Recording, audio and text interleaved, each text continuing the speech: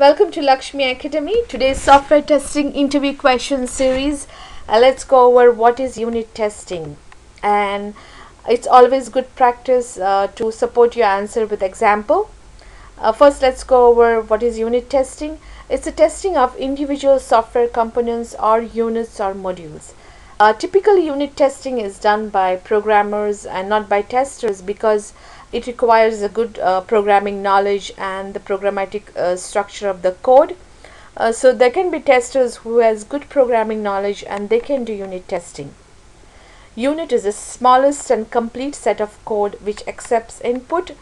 So the code should have the capacity to accept the input, process it and give out output. The primary goal of unit testing is to take the smallest piece of testable software in the application and isolate it from the remainder of the code and determine whether it behaves exactly as you expect. Now, unit testing can be very time consuming. So sometimes you think, let's put together two units together and test it. Suppose there are more than one developers working and you take the unit from one developer and the second developer and put them together, or maybe take the two units from the same developer and put them together and test it. Then these are the disadvantages. You have no idea whether error is due to defect in unit 1, whether it is a defect in unit 2, or is it both the units, or is it in the interface, or is the error due to defects in the test. So it's very difficult and time consuming to find out the defect from where it originates, where the error comes from. So it's always good practice to do unit testing on a single unit. Let's take an example.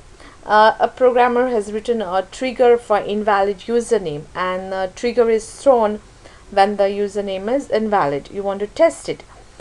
So the specifications are username can be combination of letters and numbers, and the length is 12 characters.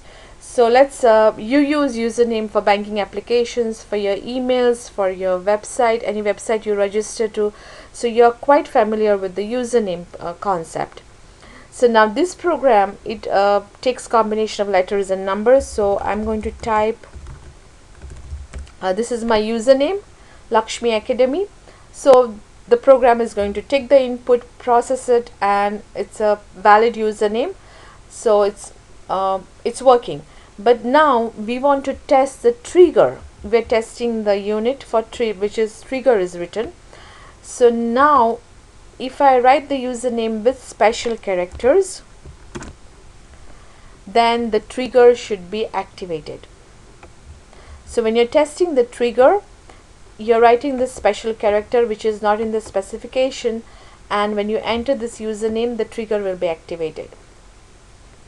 Now another example is length of the username can be only 12 characters. So anything more than 12 characters it will not accept.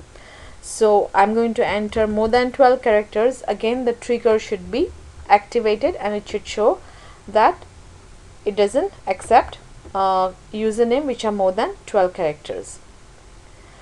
So this is all about unit testing. Thank you for watching, and please subscribe Lakshmi Academy for more videos.